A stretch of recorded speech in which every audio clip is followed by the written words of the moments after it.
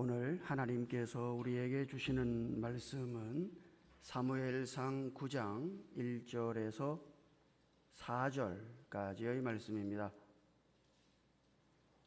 사무엘상 9장 1절에서 4절까지의 말씀은 구약 말씀 419면에 있습니다. 제가 하나님의 말씀을 읽을 때에 함께 하나님의 음성을 들으실 수 있기를 바랍니다. 베냐민 지파에 기스라 이름하는 유력한 사람이 있으니 그는 아비엘의 아들이요 스롤의 손자요 베고라스의 증손이요 아비야의 현손이며 베냐민 사람이더라. 기스에게 아들이 있으니 그의 이름은 사울이요 준수한 소년이라. 이스라엘 자손 중에 그보다 더 준수한 자가 없고 키는 모든 백성보다 어깨 위만큼 더 컸더라.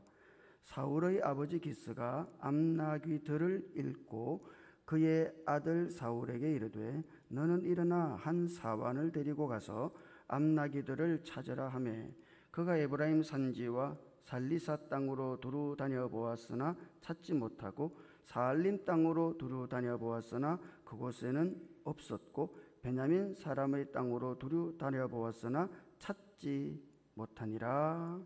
아멘. 샬롬 찬양대의 찬양이 있겠습니다. 주님께서 지켜주실 줄 믿습니다. 아무 때 믿고 사시기를 주님 이름으로 축복합니다. 사무엘상 9장은 왕을 세워달라는 이스라엘 백성들의 요구를 허락하신 하나님께서 이제 왕을 세우시기 위해서 사울이라고 하는 사람을 찾으신다는 내용이에요. 우리는 하나님께서 사울을 찾으시고 사울을 세우시는 이 말씀에서 분명한 몇 가지 사실을 확인할 수가 있습니다. 자, 가장 중요한 것은 이 사울의 집안이에요. 자, 1절을 보면 사울의 어떤 집안의 사람인지를 우리는 알 수 있습니다. 자, 1절을 한번 같이 읽어볼까요? 자, 1절 같이요. 시작.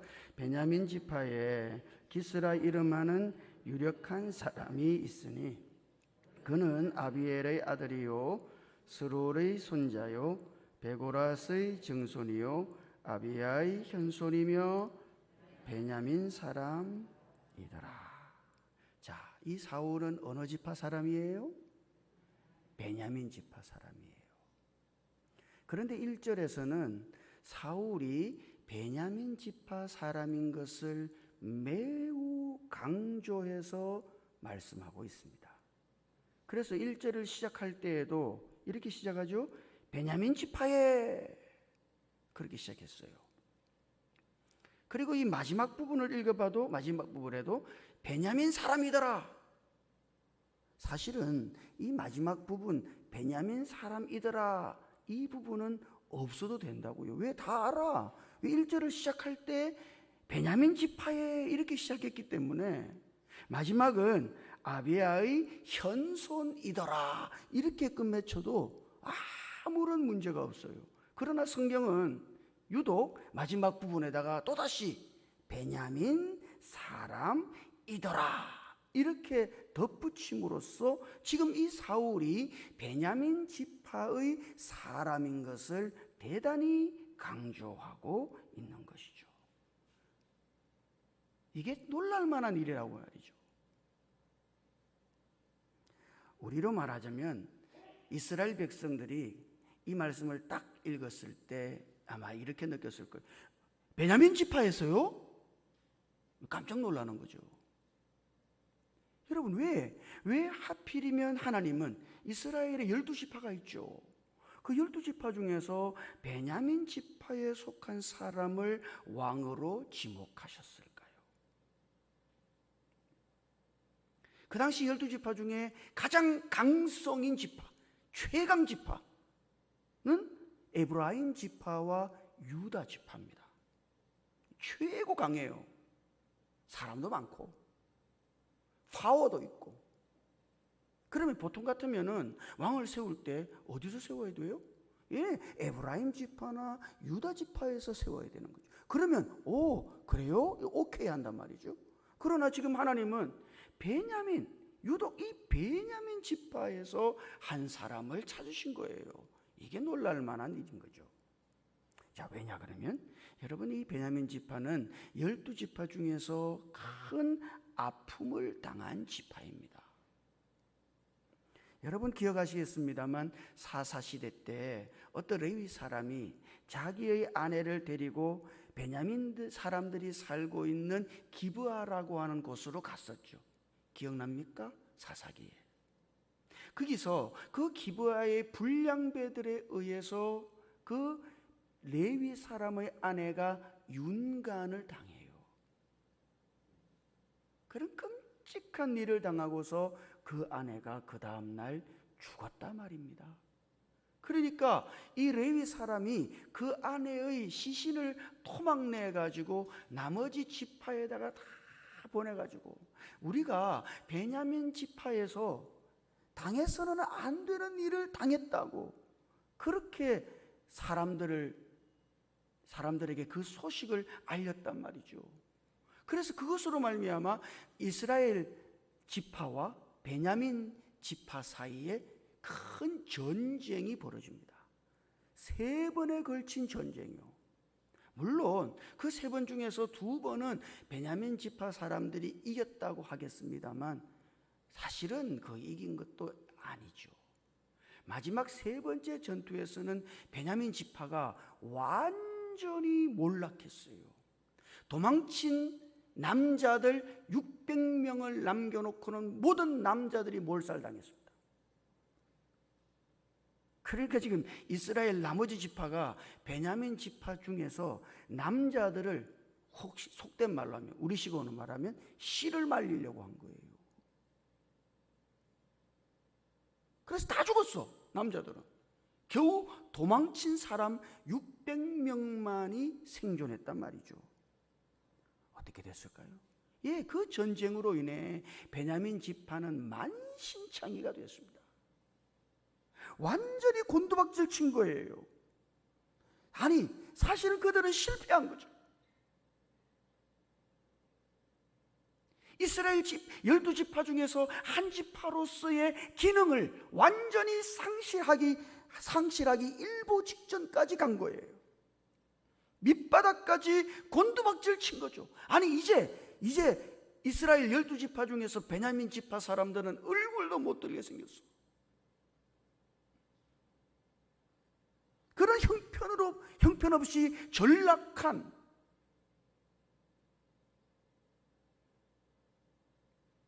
그런 베냐민 지파에서 하나님은요, 사람을 택하신 거예요. 그리고 하나님은 그 만신창이가 된 베냐민 지파에서 한 사람을 찾아내셨습니다. 여러분 어떻습니까? 하나님은 왜 지금 이스라엘 12지파 중에, 아니 그 많은 지파 중에 하필이면 완전히 만신창이가 된, 이제 끝장난, 바닥으로 내리꽂혀서 곤두박질 친 그런 지파에서 한 사람, 그것도 왕을 택하시려고 하시는 것일까요? 여러분, 이거는 분명하잖아요. 하나님이 그 실패한 지파에 한 번 더 기회를 주시는 거죠. 하나님은 지금 그 실패한 지파를 다시 일으켜 세우시려고 하는 겁니다. 히브리 격언에요, 이런 격언이 있어요. 하나님은 부서진 것들을 사용하신다. 이거 히브리 격언이에요. 참 재미가 있습니다. 단단한 곡식이요, 부서질 때 빵이 되는 거야. 포도주와 향수도 어때요? 잘게 짓이겨지고 부서질 때 그것이 만들어지는 거예요. 단단하고 질긴 음식도 우리 입안에서 고르게 그리고 잘게 부서져야 소화가 되고 그게 또 영양분이 되는 거지. 하나님도 마찬가지예요. 하나님은 부서진 것들을 사용하신다. 이게 하나님의 은혜 아닙니까? 만신창이가 된 그 베냐민 지파를 하나님이 눈여겨보시고 그 지파를 세우시고 그 지파를 사용하시려고 하시는 거예요. 마태복음 12장 20절, 우리가 잘 아는 말씀이요, 상한 갈대를 꺾지 아니하며 꺼져가는 심지를 끄지 아니하기를 심판하여 이길 때까지 하리니. 여러분, 갈대라고 하는 것은 원래 연약한 존재지. 그러면 상한 갈대는 어때요? 이거는 말도 없이 연약한 존재예요. 사실 팔레스타인에는요, 갈대를 가지고 피리를 만들어서 불었거든요. 상한 갈대는요, 이게 쓸모가 없다는 뜻입니다. 이거는 상한 갈대는 아무짝에도 쓸모가 없어요.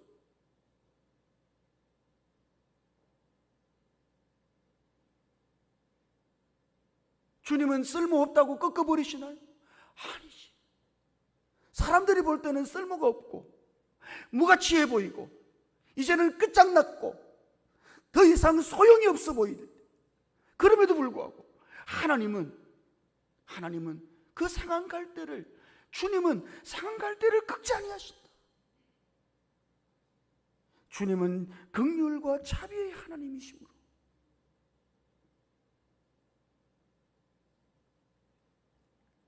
재밌는 거, 지난번에도 제가 이런 이야기를 한 적이 있을 텐데요, 한 회사에서 신입사원을 뽑아야 되잖아요. 그래서 신입사원을 뽑기 위해서 뭘 했냐 그러면 그 회사 CEO가 예수 믿는 사람이었던가 보죠. 예수님의 12제자들을 대상으로 인물을 분석한 데이터가 있습니다. 자, 그 회사가 예수님의 12제자들을 가지고 뭐 경력이나 그동안 일어났던 사건들이나 아니면은 적성이나 뭐 이런 걸 종합해 가지고 컴퓨터에 그걸 넣어 가지고 이 사람들을 분석했다고요. 그 분석한 결과가 이렇습니다. 한번 잘 들어보십시오. 야고보와 요한은 매우 이기적인 사람이다. 도마는 매사에 의심이 많고 부정적인 성격의 소유자다. 베드로는 성격이 급해서 실수할 가능성이 대단히 높다.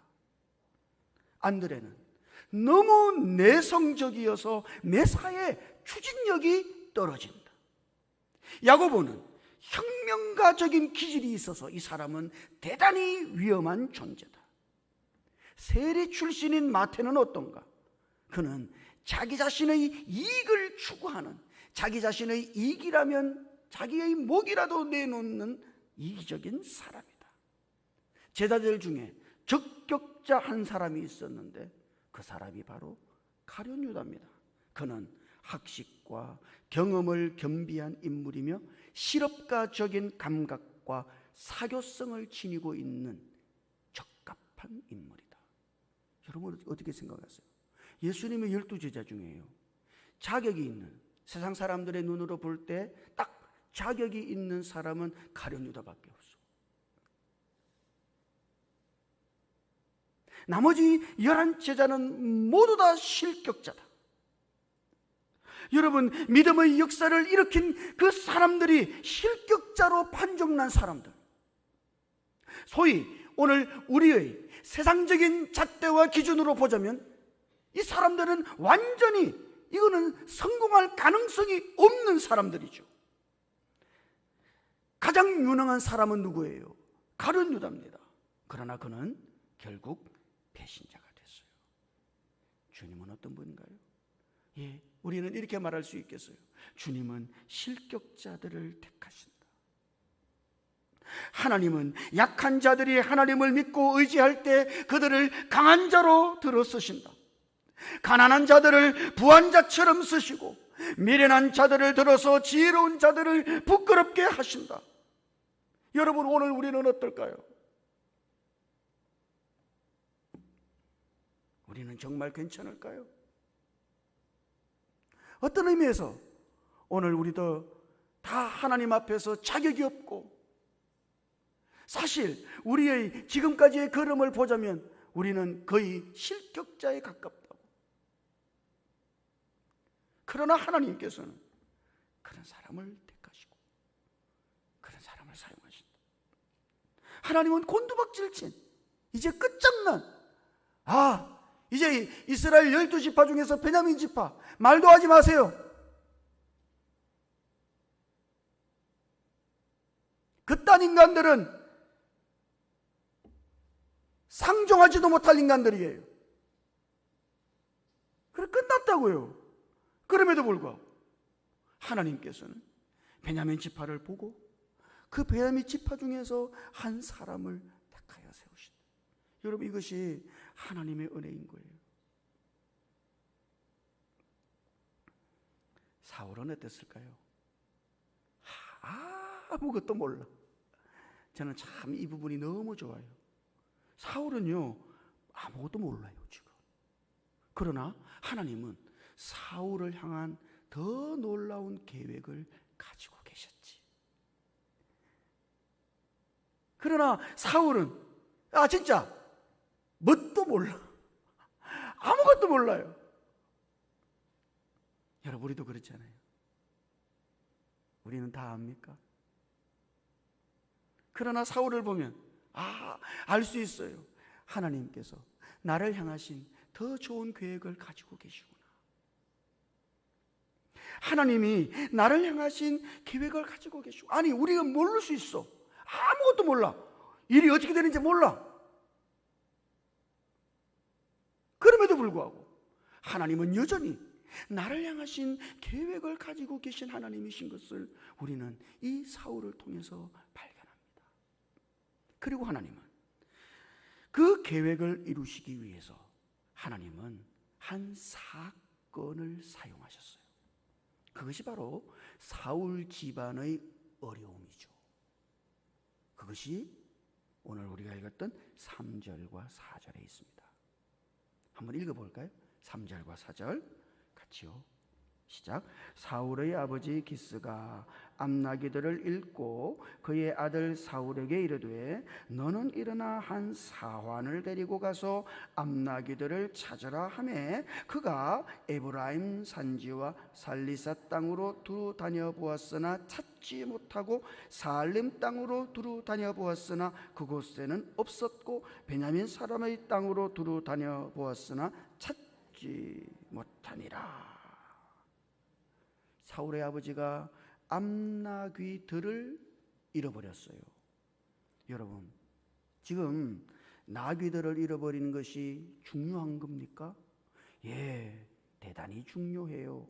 왜냐 그러면 그 당시 나귀라고 하는 것은 중요한 운송수단일 뿐 아니라 수송수단이죠. 특히 암나귀는 어때요? 이 암나귀들은 새끼를 놓을 수 있으니까 이 암나귀들은 더 중요하단 말이죠. 그런데 사울의 아버지가 암나귀들을 잃어버렸어요. 큰 재산상의 손실을 가져온 거죠. 요즘 우리 같았으면 몇 마리 없어졌다고 그냥 놔둬라 그랬을 텐데, 지금 사울의 아버지가 한 사환과 함께 사울을 이 암나귀들을 찾아오라고 내보낸 걸 보세요. 그럼 이 암나귀들이 대단히 중요한 자산인 거예요. 사울은 어떻게 했어요? 대충 찾았습니까? 아니에요. 사환을 데리고 에브라임 산지도 가고 살리사 땅으로도 가고 사알림 땅으로도 가고 베냐민 온 땅을 뒤졌단 말이죠. 우리 같으면 부산 샅샅이 뒤졌는데 없고, 그래서 저 창원까지 넘어가고 밀양도 가고. 그러니까 여러분, 이 사울도 이 암나귀를 찾기 위해서 혼신의 힘을 다하고 있는 거예요. 왜? 너무 중요한 재산이거든. 자, 근데 여러분, 이 중요한 것은 이거예요. 이런 상실의 어려움, 지금 중요한 것을 상실했죠. 손실을 가져온 거예요. 이 상실의 고통, 이 상실의 어려움은 누가 일으킨 것일까요? 누가 일으켰어요? 여러분, 거기 우리가 읽지 않았습니다만 사무엘상 9장 15절과 16절. 자, 15절과 16절 제가 한번 읽어볼까요? 15절과 16절. 거기 보면 사울이 오기 전날에 여호와께서 사무엘에게 알게 하여 이르시되 내일 이맘때에 내가 베냐민 땅에서 한 사람을 네게로 보내리니 너는 그에게 기름을 부어 내 백성 이스라엘의 지도자로 삼으라. 그가 내 백성을 블레셋 사람들의 손에서 구원하리라. 내 백성의 부르짖음이 내게 상달되었으므로 내가 그들을 돌보았노라 하셨더니. 자, 지금 하나님께서 사울이 오기 전에 사무엘에게 미리 그 사실을 통지하시죠. 뭐라고 통지하세요? 내일 이맘때에 내가, 이 중요한 말이 이 말이에요. 내일 이맘때에 내가, 이 내가 누구죠? 하나님이죠. 내가 베냐민 땅에서 한 사람을 네게로 보내리니. 지금 이 사울이 아버지가 잃어버린 이 암나귀들을 찾기 위해서 돌아다니다가 결국 사무엘을 찾아가거든요. 그런데 하나님께서는 그것을 내가 한 사람을 너에게 보낸다. 이거 누가 보낸 거예요? 하나님이 보낸 거죠. 이거 누가 하신 겁니까? 하나님이 하시는 거예요. 여러분, 이 한 집안의 아픔, 고통일 수 있죠. 손실을 가져왔으니까 발칵 뒤집어진 거예요, 집안이. 그 상실의 고통은 누가 일으키신 겁니까? 그냥 우연히 일어난 겁니까? 하나님께서 일으키신 것이다. 사울이 사환과 함께 암나귀들을 열심히 찾았습니다만, 말씀드린 것처럼 에브라임 땅에도 가고 살리사 땅에도 가고 사알림 땅에도 가고 베냐민 온 지역을 다 뒤졌습니다만 결국 찾지 못했죠. 일이 안 풀린 거예요. 수월 개 찾았으면 얼마나 좋았겠어. 그러나 수월 개 찾지를 못한 거예요. 문제를 못 푼 거예요. 문제가 해결되지 않은 거예요. 그러면 여러분 물어볼까요? 사울이 암나귀를 찾는 그 일이 잘 풀리지 않은 이유는 또 뭔가? 누구를 만나기 위해서예요? 사무엘을 만나기 위해서죠. 이거 지금 누가 계획하고 누가 지금 역사하고 계신 거예요? 하나님이 그 뒤에서 이 사건을 통해서 당신의 계획을 이루시기 위해서 역사하고 계신 것이죠. 여러분 어떻습니까? 여러분, 때로 우리도 갑작스러운 어려움이 닥치죠. 대단히 곤란한 일을 만나고 문제를 해결하려고 합니다만 그 문제가 쉽게 잘 풀리지 않아요. 그래서 사람들은 불평하거나 때로는 실망하거나. 그러나 생각을 바꾸면 어떨까요? 하나님께서 이것을 통해서 이루시기를 원하시는 하나님의 뜻이 있을 거야. 아니, 그 뜻은 나를 향한 더 좋은 뜻일 거야. 여러분, 오늘 우리가 이렇게 믿을 수 있다면 말이에요. 우리는 사울을 통해서 그것을 보는 거예요. 하나님은 지금 하나님의 이 더 좋은 계획을 이루시기 위해서 사울 집안의 상실의 고통을 가져다 준 것입니다. 아니, 그리고 그 고통이 해결되지 않게 하신 거예요. 쉽게 문제가 해결되지 않도록 하나님께서 하신 것이죠. 그래서 하나님은 그 상실의 고통을 통해서 당신의 뜻을 성취해 가신다. 여러분 어떻습니까? 어느 무명의 시인이 적은 너의 빈손을 나에게 다오라는 시가 있어요. 너의 빈손을 나에게 다오. 제목이 그겁니다. 주님은 내가 그토록 귀중하게 여기던 것들을 하나씩 거두어 가셨습니다. 눈부시게 아름답던 나의 보물들을 모두 잃어버린 후에 나의 손은 텅 비고 말았습니다. 너의 빈손을 나에게 다오. 이처럼 사랑스러운 주님의 음성을 듣기 전까지 나는 더러운 옷을 걸치고 가난과 눈물 속에서 얼마나 방황하였는지요. 그러나 주님을 향하여 나의 빈손을 내밀었을 때 주님은 신비롭게 아름다운 주님의 보물들로 더 이상 감당할 수 없을 때까지 넘치도록 채워주셨습니다. 어리석고 미련했던 나의 마음은 그제서야 깨달았어요. 무엇으로 이미 가득 차 있는 손은 하나님의 복을 절대로 받을 수 없다는 사실을.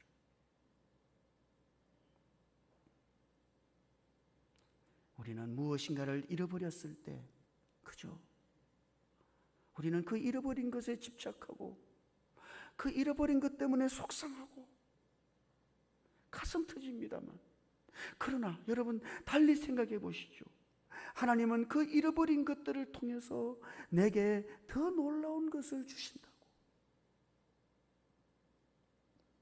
그 잃어버린 것들을 통해서 더 좋은, 나를 향하신 더 좋은 하나님의 계획을 이루어 가신다고.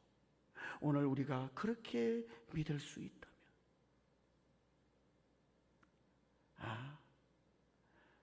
잘 몰라도 돼요. 그러나 한 가지는 분명하다. 나를 향하신 더 좋은 뜻을 하나님이 이루어 가고 계신다. 여러분의 평생에 이 놀라운 진리를 붙들고 어떤 상황 속에서도 하나님의 그 더 놀라운 역사를 이루어 가시는 역사를 누리고 살아가실 수 있기를 주님 이름으로 축복합니다. 기억하실까요? 하나님께서는 연약하고 보잘것없는, 때로는 실패자 같은 인생을 눈여겨보신다고. 아니, 그런 사람을 찾으시고 그런 사람을 사용하십니다. 보잘것없는 인생이라 할지라도 하나님의 더 놀라운 계획이 있어요. 내가 아무리 초라해도, 보잘것없고 바닥까지 곤두박질 친 것처럼 느껴질 때라도, 내가 알지 못해도 하나님은 나를 향하신 더 좋은 계획을 가지고 계신다. 그리고 때로 하나님은 우리의 삶의 고통과 상실을 통해서 그 하나님의 더 좋은 계획하심을 이루어 가신다. 이렇게 믿고 사시기를 주님 이름으로 축복합니다. 이런 하나님의 은혜를 감격 속에서 누리며 사는 우리들 모두가 될 수 있기를 주님 이름으로 축복합니다. 기도하십시다. 주님,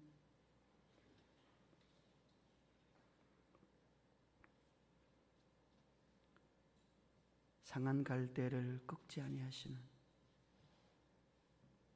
때로 연약하고 보잘것없고 내세울 것 없고 실패자 같은 인생을 찾으시고 눈여겨보시고 사용하시는 하나님. 그러므로 오늘 우리가 어떤 형편에 있다 할지라도 낙심하지 않고 우리를 찾으시고 사용하시는 그 하나님을 바라볼 수 있도록 우리에게 은혜를 베풀어 주시옵소서. 아무리 보잘것없어도 나를 향하신 하나님의 계획하심이 있음을 믿고, 때로 고통과 상실을 통해서 하나님이 그 놀라운 계획을 이루어 가심을 우리가 바라보며 우리의 삶 속에 놀랍게 역사하시는 이런 하나님, 긍휼과 은혜의 하나님을 우리들 모두가 누리며 살아갈 수 있게 주님 역사해 주시옵소서. 우리 주님 예수님 이름으로 기도드립니다. 아멘.